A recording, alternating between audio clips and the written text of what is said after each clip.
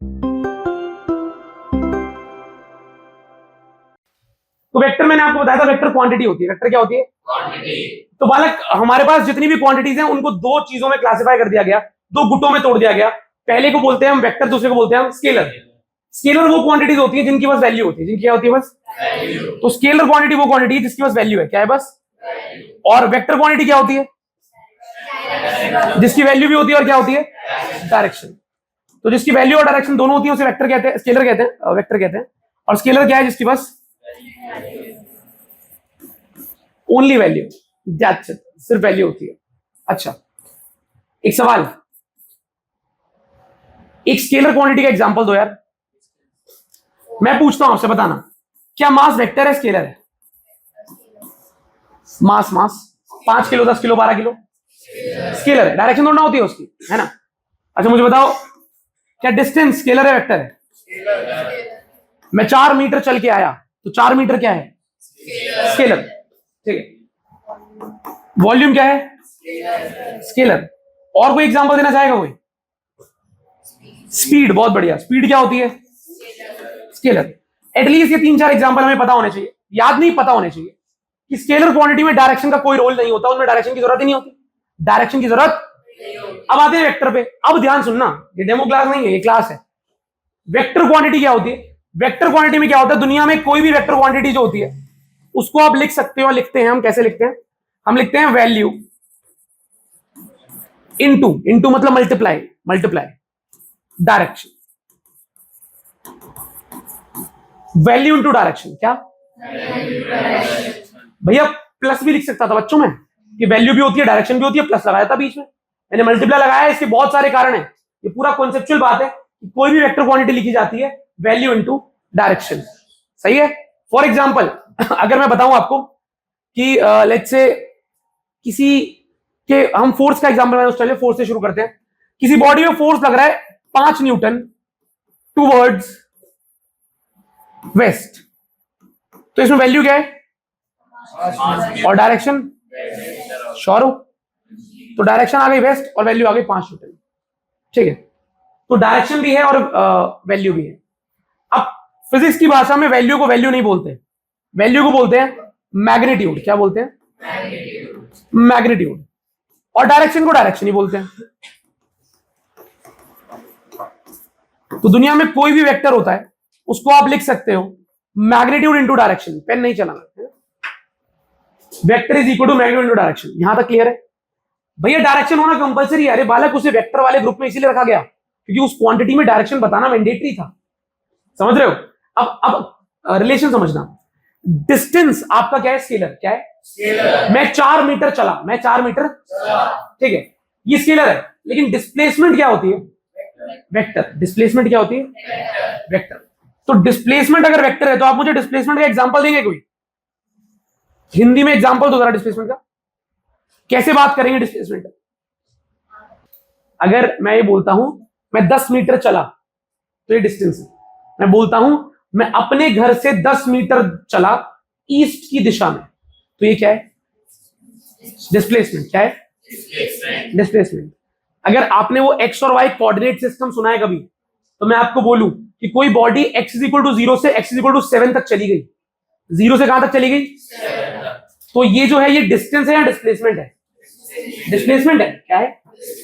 आपने दिशा डिफाइन कर दी ना कि x इज इक्वल टू 0 से x इज इक्वल टू 7, क्योंकि अगर 7 मीटर चलना था तो वो तो y एक्सिस भी जा सकती थी, इधर नेगेटिव एक्सिस में जा सकती थी, नीचे भी जा सकती थी, टेढ़ा भी जा सकती थी, पर आपने बता दिया किस तरफ जाना है। किस तरफ जाना है? एक्स एक्सिस की तरफ, पॉजिटिव एक्सिस की तरफ। हमने बोला x इज इक्वल टू 0 से x इक्वल टू 7, हमने बोल दिया भाई तेरे को इधर ही जाना है, 7 मीटर इधर चलना है। जब आप डिस्टेंस की डायरेक्शन डिफाइन कर दो, बोलो मेरे साथ, डिस्टेंस की, तो डिस्टेंस एक वैल्यू है, आपने उसका डायरेक्शन जोड़ दी, अब वो क्या बन गई? डिस्प्लेसमेंट। क्या बन गई? यानी वेक्टर बन गई। क्या बन गई? तो डिस्टेंस होती है स्केलर, लेकिन डिस्प्लेसमेंट होती है, डिस्टेंस होता है स्केलर, डिस्प्लेसमेंट होता है। मैं 4 की स्पीड से गाड़ी चला रहा हूं, मैं 4 की स्पीड से गाड़ी चला रहा हूं, लेकिन अगर मैं 4 की स्पीड से वेस्ट की तरफ जा रहा हूं, तो 4 की स्पीड से गाड़ी चल रही है, इसे स्पीड कहते हैं। क्या कहते हैं? स्पीड। 4 की स्पीड से गाड़ी चल रही है, इसे स्पीड कहते हैं, 4 की गति। लेकिन 4 की गति किस तरफ है अगर आपने बता दिया तो वो स्पीड नहीं रहेगी, वो वेलोसिटी हो जाएगी। क्या हो जाएगी? वेलोसिटी। तो वेलोसिटी जो है, इसमें स्पीड तो होती है, हम स्पीड के साथ क्या जोड़ देते हैं? Into direction. समझ रहे हो? तो यानी कि ये जो हमारे दो बंदे हैं ना, ये दो पेयर हमें याद करने पड़ेंगे। डिस्टेंस क्या होती है? Scalar vector. डिस्टेंस क्या? डिस्प्लेसमेंट, क्योंकि डिस्प्लेसमेंट में डायरेक्शन बताना मैंडेटरी है। वेलोसिटी क्या होती है? वेक्टर या स्केलर? और स्पीड, क्योंकि स्पीड में बस वैल्यू बतानी है, वेलोसिटी में वैल्यू के साथ साथ। कोई आपसे बोले कि the car is moving with 5 meter per second, is it speed और velocity? Sure? The car is moving with 5 meter per second, is it speed और वेलोसिटी? इज इट स्केलर और vector? The car is moving towards north with 5 meter per second, ये velocity की बात हो रही है, क्योंकि डायरेक्शन भी बतानी, डायरेक्शन भी। तो वेक्टर में डायरेक्शन बताना मैंडेटरी है, स्केलर में डायरेक्शन होती नहीं है, बताने की जरूरत ही नहीं है। कोई दिक्कत? यहां तक क्लियर है? आपके मन में इस पूरी स्लाइड से क्या छपना चाहिए? एक तो डिस्टेंस, डिस्प्लेसमेंट, वेलोसिटी और स्पीड के बारे में, कौन स्केलर कौन वेक्टर, और साथ साथ ये कि जब भी दुनिया में कोई वेक्टर बनाना होगा, जब भी दुनिया में वेक्टर लिखा जाएगा, जब भी आप किसी वेक्टर को अपनी नजरों से देखेंगे तो आप उसे वैल्यू इनटू डायरेक्शन के रूप में देखेंगे। दुनिया में किसी भी वेक्टर को बनाना होता है, हम क्या करते हैं? उसकी वैल्यू उठाते हैं कहीं से, डायरेक्शन उठाते हैं कहीं से, दोनों को क्या कर देते हैं? मल्टीप्लाई। क्या कर देते हैं? क्या कर देते हैं? तो यानी कि vector is equal to value into, ये सीखा हमने, हमें याद रखना है, vector is equal to value into. आपकी क्लास में जितने बच्चे अच्छे सवाल पूछेंगे या सवाल पूछेंगे, उतना क्लास का लेवल बढ़ता रहेगा। सवाल पूछना, जवाब सुनना, खुद जवाब देने का ट्राई करना। बोलो बेटा। क्योंकि मल्टीप्लाई ही होता है। हाँ भैया, तो ये कुछ वेक्टर की हम बात कर लेते हैं। सबसे पहले बात करेंगे यूनिट वेक्टर की। क्या बात करेंगे? सबसे ज्यादा स्टार वेक्टर, इंपॉर्टेंट वेक्टर है हमारा यूनिट वेक्टर। इस पूरे चैप्टर में, आगे पूरे साल में, अगले पूरे साल में, पूरे 2 साल तक आपकी हेल्प करेगा यूनिट वेक्टर। यूनिट वेक्टर क्या होता है, ध्यान से समझो और सीखो। अभी तक मैंने आपको बताया कि vector is equal to magnitude into direction. कौन कौन मानता है इस बात को? सही है? अच्छा, आपको ये बात बता देता हूं कि किसी भी वेक्टर को बच्चों हम कैपिटल लेटर से जनरली डिनोट करते हैं, स्मॉल से भी कर सकते हैं। ये ए वेक्टर, इसे मैं ए नहीं बोलूंगा, इसे ए एरो भी नहीं बोलूंगा, इसे बोलेंगे हम ए वेक्टर। ए वेक्टर, मान लो ए एक वेक्टर है, एक वेक्टर है। तो भैया अगर ये ए वेक्टर है तो आपने बताया वेक्टर बनता है मैग्नीट्यूड से और डायरेक्शन से। तो भैया इस ए वेक्टर के अंदर मैग्नीट्यूड और डायरेक्शन दोनों है। हाँ, वो कैसी दिखती हैं? अगर वेक्टर का सिंबल ये है, अगर वेक्टर का सिंबल ये है, तो मैग्नीट्यूड का भी तो सिंबल होगा, डायरेक्शन का भी सिंबल होगा। तो सिंबल सीखते हैं। ए के ऊपर एरो ए वेक्टर कहलाता है। इसी ए वेक्टर का अगर वैल्यू जाननी है आपको, मैग्नीट्यूड, तो हम क्या करते हैं? ए वेक्टर, यहां भी डंडा, यहां भी डंडा, इसे बोलते हैं मैग्नीट्यूड ऑफ ए। क्या बोलते हैं? मैग्नीट्यूड ऑफ ए। भैया मैग्नीट्यूड को ऐसे डिनोट करते हैं, बिल्कुल आप याद कर लो, इसे बोलते हैं magnitude of A. Magnitude of A, इसका सिंबल होता है डंडा, ए डंडा। अब इस डंडे को बोलते हैं अंग्रेजी में, अरे वाह, स्कूल या पहले से 10th बताया था, नाइस। इसे बोलते हैं मॉड्यूलस। क्या बोलते हैं? ये जो आप डंडा देख रहे हो, ये दोनों डंडे, इनका नाम है मॉड्यूलस। लेकिन इतना बड़ा नाम कोई बोलता नहीं है, शॉर्ट में एमओडी बोलते हैं, मॉड। तो अगर मैं इसे पढ़ूंगा ना बच्चों, मैं इसे पढ़ूंगा, कैसे पढ़ूंगा?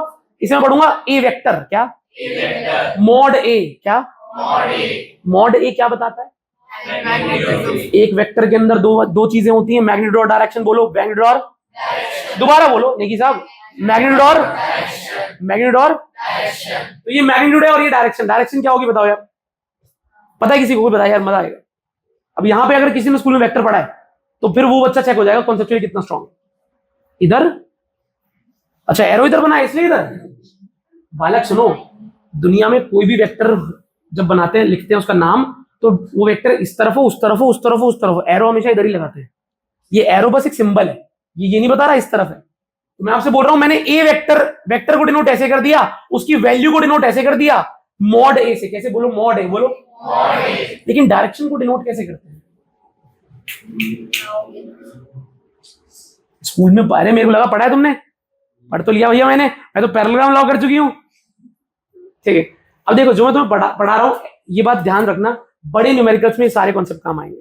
मैं जब आपको न्यूमेरिकल दूंगा ना कि मुझे वेक्टर बना के दिखाओ, ये दे रखा है, वो दे रखा है, आपको अगर ये लॉजिक आता है, आप कहोगे भैया ये तो क्वेश्चन ही नहीं है, और देखना कितनी तेजी से आंसर निकालोगे तुम। अगली क्लास में तुम आंसर इतनी तेजी से निकाल रहे होगे सारे, मतलब कॉम्पीट कर रहे होगे आपस में कि मिश्रा तेज करके दिखाए, कोई बस की नहीं।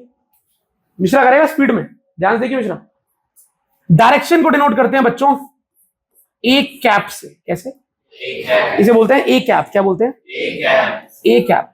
इसको बोलने का तरीका होता है ए कैप। तो अभी बहुत ध्यान सुनो, मैंने आपको क्या बताया, वेक्टर का सिंबल ये होता है, मैग्नीट्यूड को मॉड ए लिखते हैं और डायरेक्शन को लिखते हैं ए कैप। टोपी पहना देते हैं, एरो हटाते हैं, टोपी पहनाते हैं। अच्छा अब बताओ, मैं बी वेक्टर को लिखना चाहूं तो कैसे लिखूंगा? B vector is equal to mod B into, सही है? बोल के बताओ, vector is equal to magnitude into, सही है? और दोबारा अगर मैं ए वेक्टर को लिखना चाहूं, A vector is equal to A vector की वैल्यू इंटू ए वेक्टर की डायरेक्शन, ए वेक्टर की डायरेक्शन। और एक बार सी के साथ और कर लेते हैं, सी वेक्टर लिखना हो तो, सही है? अब ध्यान से ध्यान से ध्यान से, ये जो टोपी वाला भाई है ये क्या बता रहा है? डायरेक्शन। बहुत अच्छे, ये टोपी वाला भाई आपको बता रहा है डायरेक्शन। और ये जो मॉड वाले बंदे हैं ये क्या बता रहे हैं? आपको ये याद रहेगा लंबे समय तक कि मैग्नीट्यूड इंटू डायरेक्शन लिखते हैं किसी वेक्टर को। यानी कि अगर आपको बी वेक्टर लिखना है तो B mod B into B cap, mod B into, किसी भी वेक्टर को लिख सकते हो मैग्नीट्यूड इंटू डायरेक्शन। अच्छा अब सुनो, ये होता है भैया मैग्नीट्यूड, ये बताता है डायरेक्शन, ये बताता है भैया। इसका कोई और नाम भी है, कुछ और भी कहते हैं इसे। यही है आपका यूनिट वेक्टर। क्या है? ठीक है, क्योंकि टॉपिक पढ़ रहे यूनिट वेक्टर तो मेरे को आपको मिलवाना था उससे कि क्या होता है यूनिट वेक्टर। तो मैं आपको बता देता हूं कि दुनिया में किसी भी वेक्टर को लिखा जाता है वेक्टर इज इक्वल टू उसकी वैल्यू इंटू उसकी डायरेक्शन। ये डायरेक्शन बताने वाला भाई ही तो यूनिट वेक्टर होता है। ये जो मुझे डायरेक्शन बताता है इसका नाम होता है यूनिट वेक्टर। क्या होता है नाम? तो व्हाट इज यूनिट वेक्टर? कोई आपसे बोले, बोलो यार कि जो एक वेक्टर की डायरेक्शन बताता है उसे कहते हैं, ठीक है, स्मॉलेस्ट वेक्टर जो एक वेक्टर की डायरेक्शन बताता है उसे कहते हैं यूनिट वेक्टर। उसका सिंबल क्या होता है? A cap. बी वेक्टर है तो बी कैप, सी वेक्टर है तो सी कैप। पक्का? अभी हम इस बारे में कोई बात नहीं करेंगे, बाकी बच्चे बैठे हैं कंफ्यूज रहेंगे वो। अच्छा तो ये आपको लिखना नहीं था, ये मेरे को आपको समझाना था। जो लिखना है वो ये है, सिर्फ एक बार लिख देते हैं। किसी भी वेक्टर को लिख सकते हैं उसकी वैल्यू इंटू उसकी डायरेक्शन, वैल्यू इंटू, मैं बार बार बोल रहा हूं ताकि तुम्हें रट जाए, value into direction, value into. अच्छा लिखना अभी, ये तुम्हें लिखना है लेकिन अभी नहीं, ठीक है? मैं पूरी स्लाइड भर दूंगा फिर आपको मौका दूंगा आराम से लिखना। अब यहां देखो बच्चों, अगर वो मुझसे बोले यूनिट वेक्टर क्या होता है तो मैं बोलूंगा it is a vector, it is a vector which gives us what? Which gives us direction of a vector. It is denoted by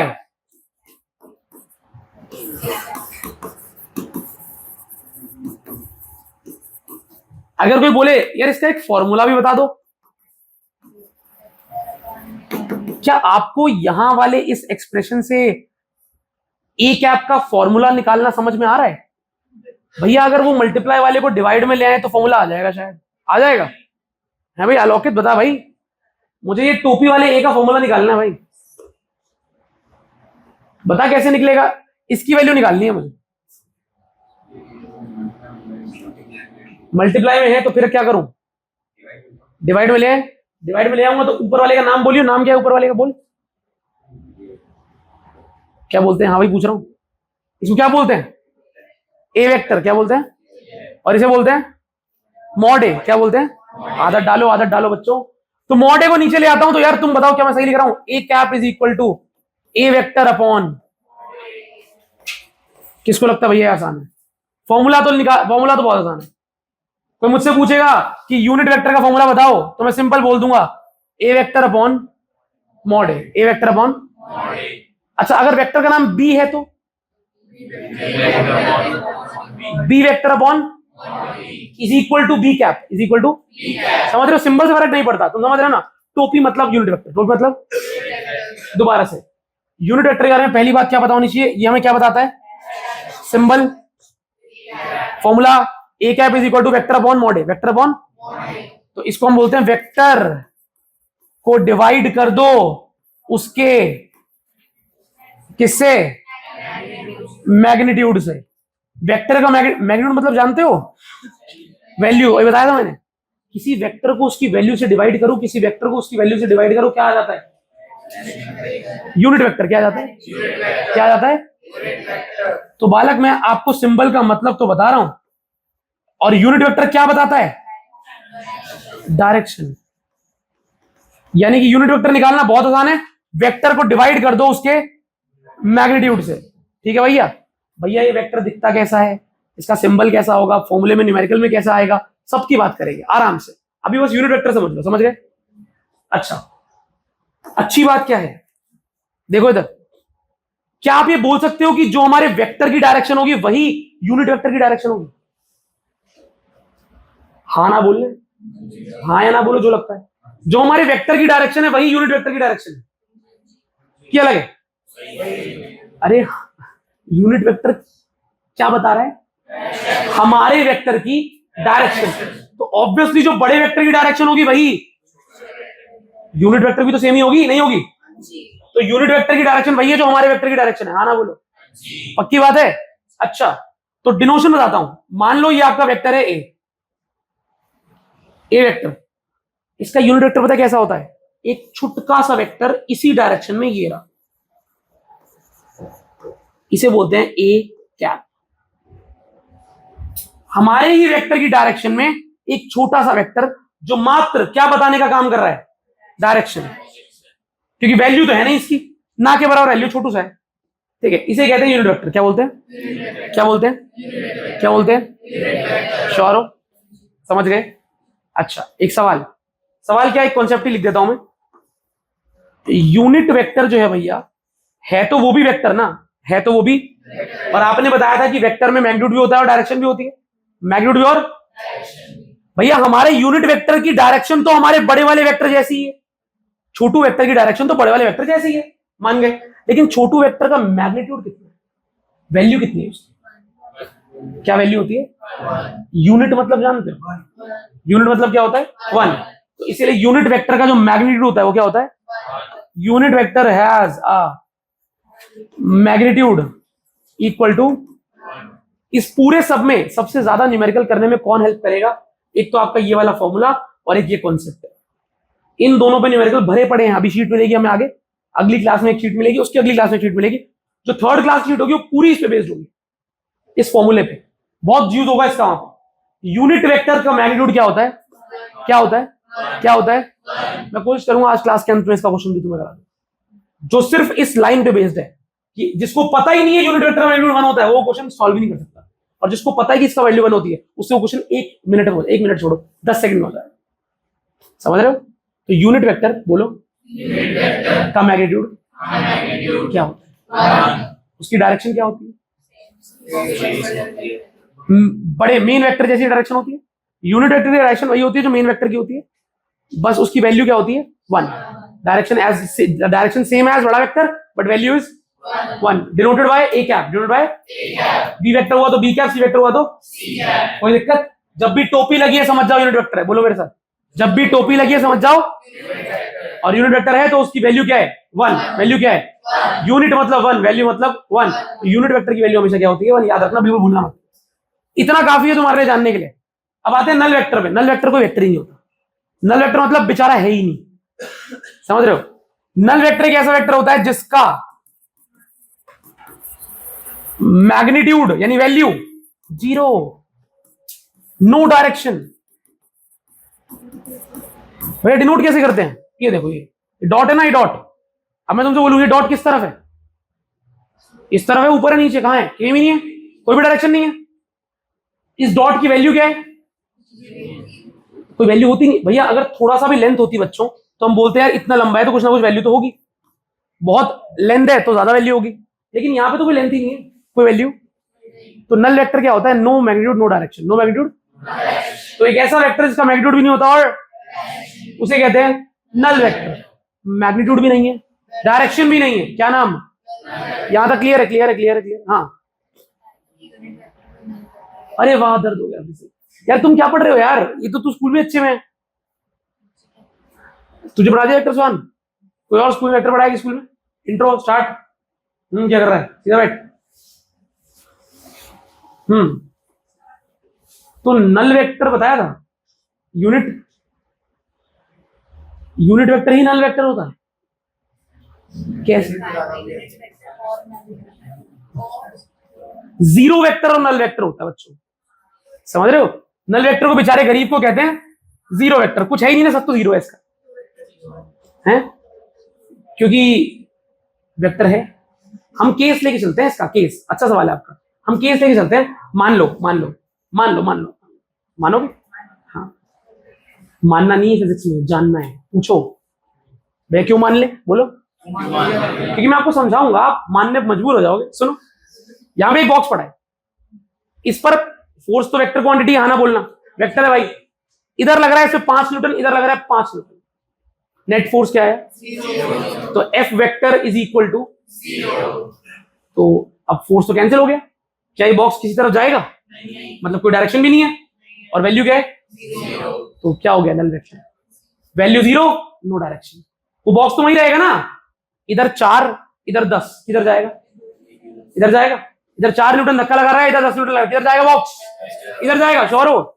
इस तरफ जाएगा कितने न्यूटन से? 6। तो 10 और 4 कैंसिल करो, 6 बच गया। तो 6 से इधर जा रहा है, तो आंसर क्या होगा? F vector is equal to 6 newton. सही है। और डायरेक्शन इस तरफ। लेकिन अगर इधर भी 5 इधर भी 5, F vector is equal to 0 newton, और डायरेक्शन 0 मतलब नहीं, कोई डायरेक्शन नहीं है।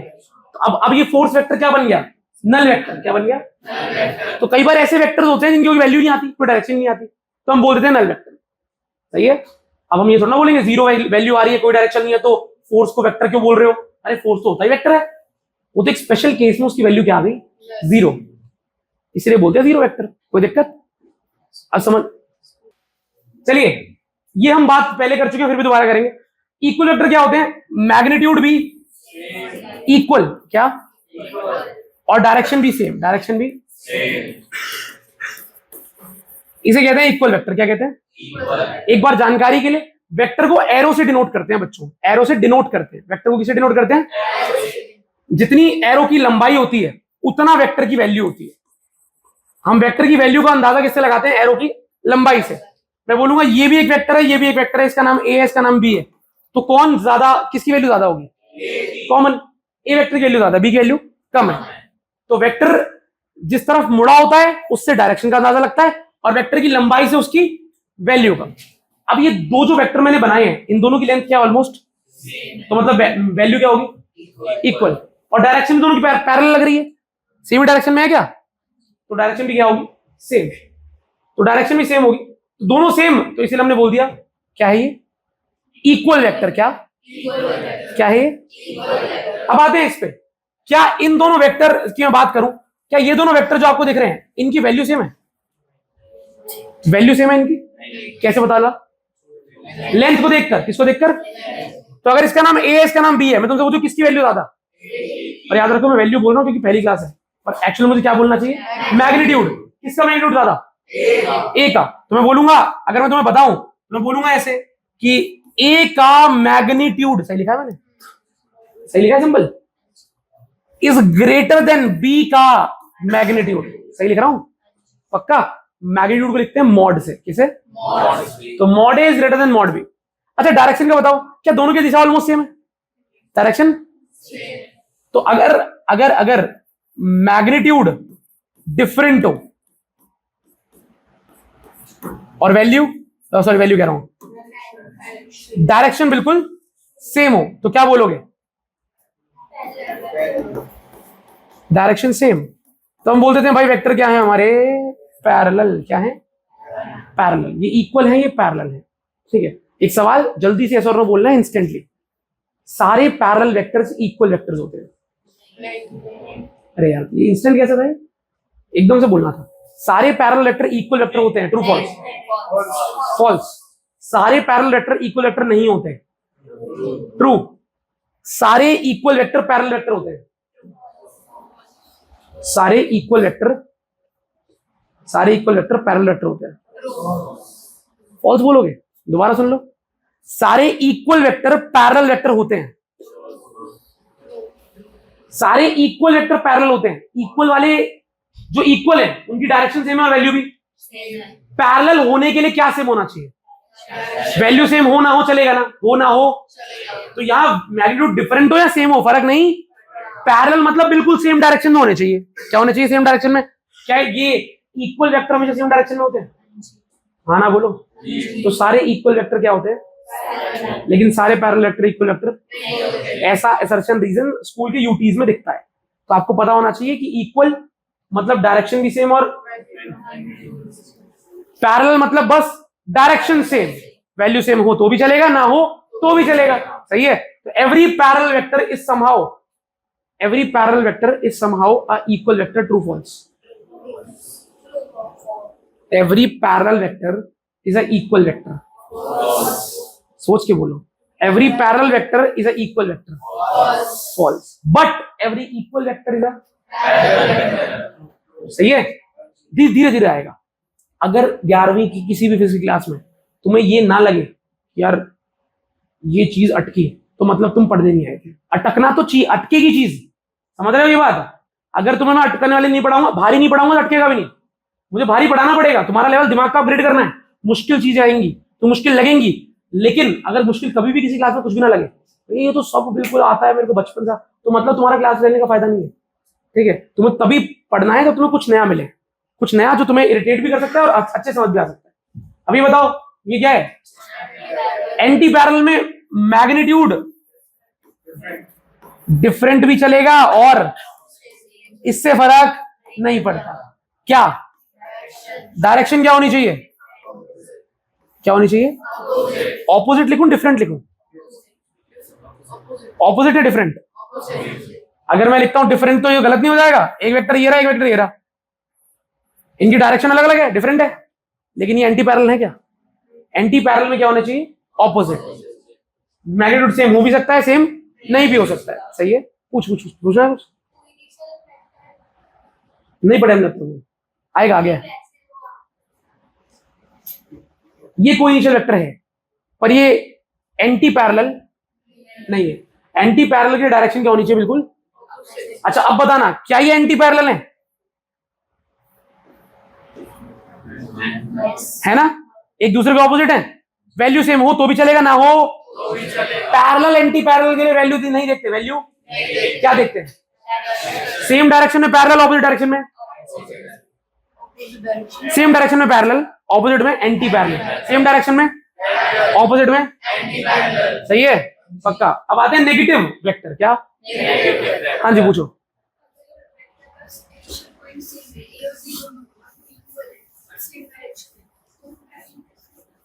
पैरेलल का सिंपल मतलब तुमने बचपन में पढ़ा, क्या पढ़ा है? तुम्हें लगता है कि ये पैरेलल है, पैरेलल मतलब सेम डायरेक्शन। क्या होता है? पैरेलल का मतलब होता है क्या होता है? सेम। बचपन में आपने एक कॉन्सेप्ट पढ़ा था 10वीं में, कोइंसिडेंट लाइंस। क्या? एक के ऊपर एक। तो क्या ये एक के ऊपर एक दोनों लाइंस पैरेलल मानोगे? इसे पैरेलल मानोगे नहीं मानोगे?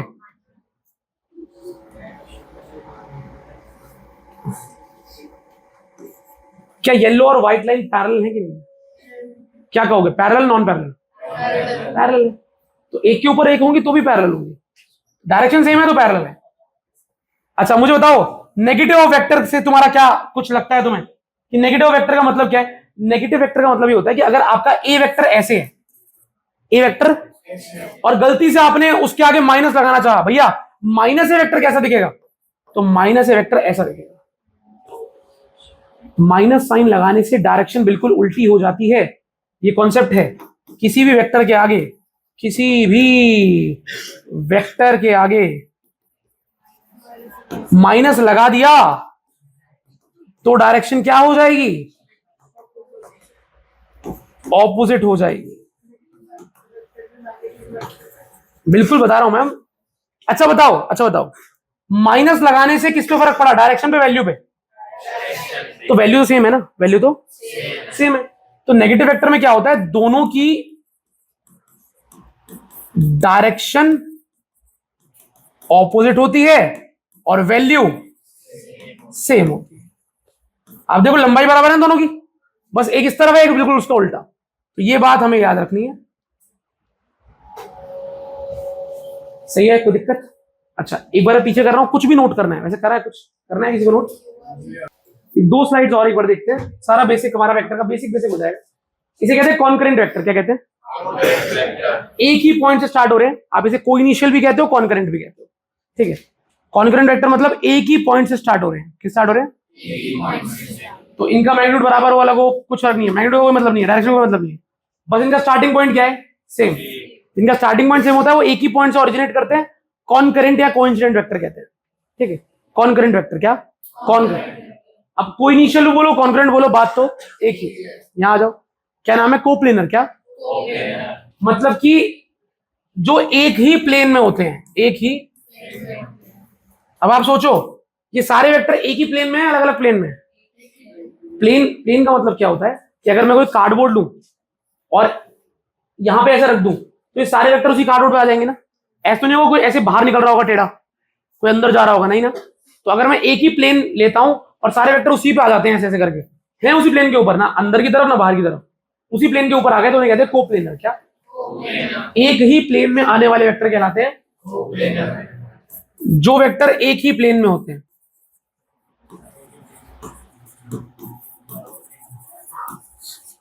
अक्सर ऐसा होता है कि बच्चों को कोप्लेनर का मतलब समझ नहीं आता, ना आए तो एक बार बाहर, एक बार वेट करना, इस क्लास या अगली क्लास के बाद मैं आपको समझा दूंगा, इमेजिन करा के बता दूंगा कि कोप्लेनर वेक्टर, जो वेक्टर एक ही प्लेन में होते हैं उन्हें कहते हैं कोप्लेनर। और यहां पर क्या है? कॉन्करेंट, जो एक ही पॉइंट, कॉमन पॉइंट से शुरू होते हैं, ठीक है। तो ये बिल्कुल डायग्रामेटिकली तुम समझ जाओगे आराम से। लास्ट आता है ऑर्थोगोनल। क्या आता है? जब दो वेक्टर के बीच का एंगल 90 होता है ना, तो हम कहते हैं दोनों vector A and B are orthogonal. 90 degree बताने का एक तरीका, शॉर्ट तरीका इज ऑर्थोगोनल, ठीक है। तो दो ऑर्थोगोनल वेक्टर का मतलब क्या है? उनके बीच का एंगल 90 डिग्री है। दो वेक्टर के बीच का एंगल 90 डिग्री होता है, तो वो दोनों वेक्टर क्या आते हैं?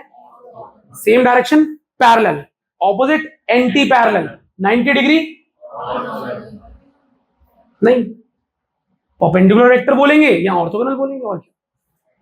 सेम डायरेक्शन में क्या बोलते हैं? पैरेलल, ऑपोजिट में और 90 पे ग्रेट, ऑर्थोगोनल। तो A and B are orthogonal कभी लिखा हो, समझ जाना 90 डिग्री की बात कर रहा है, बहुत आराम से, ठीक है। अच्छा, एक आखिरी कॉन्सेप्ट है, आखिरी बात है। जब भी किसी वेक्टर को किसी नंबर से मल्टीप्लाई करते हैं, क्या बोल रहे हैं? जब भी किसी वेक्टर को किसी, तो वो नंबर तो क्या हो जाता है?